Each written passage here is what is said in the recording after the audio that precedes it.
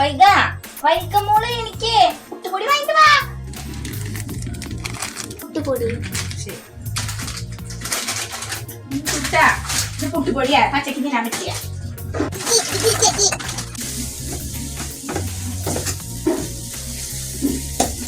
കടലക്കറി കേട്ടാ പുട്ടിരിക്കേ, പുട്ടും കടലും അത് ഉണ്ടാക്കാന്ന് വിചാരിച്ചു. എല്ലാവർക്കും മുടക്കല്ലേ.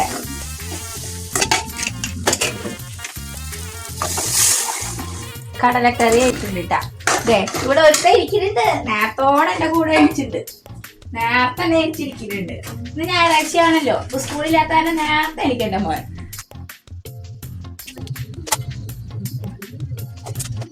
അയ്യോ നാളികേരല്ലോ, അച്ഛനെ വിളിച്ചിട്ട് നാളേരം ഇടാൻ പറയാ. കുട്ടിക്ക് നാളേരം വേണ്ടേ? അച്ഛനെ വിളിക്കായിരുന്നില്ലേ മോള് പോയിട്ട്? തെങ്ങേറാൻ പറഞ്ഞങ്ങ് പോയിട്ട്. അതെ, ഓക്കേ. എന്റെ ദൈവമേ, ഒരു ഞായറാഴ്ച ആയാലും കുറച്ചു നേരം സമാധാനമായി ഒന്ന് മൊബൈൽ നോക്കാന്ന് വെച്ചാൽ സമ്മതിക്കില്ല. അപ്പൊ വരും ഓരോന്നും പറഞ്ഞോണ്ട്. എന്റെ ബിലേഷേട്ടാ, നാളികേരം ചെന്ന് നോക്കിയപ്പോ നാളികേരം വേണ്ടേ?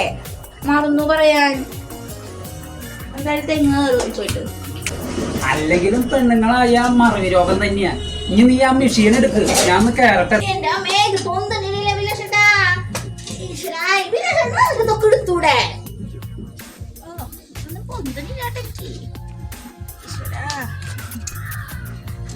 വാളാരെടുത്തോണ്ടിരാ അതെടുക്കണേ, അത് പറയണ്ടേ?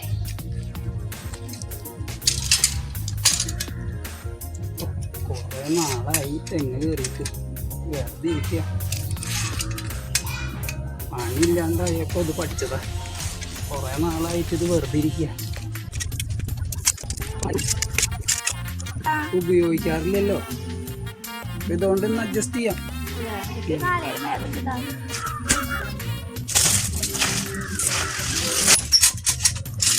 എടുത്തോണ്ട് പൊക്കോ.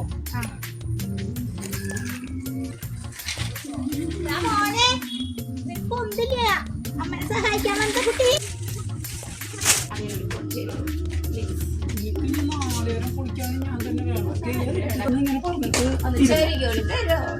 ഞാൻ ഒറ്റ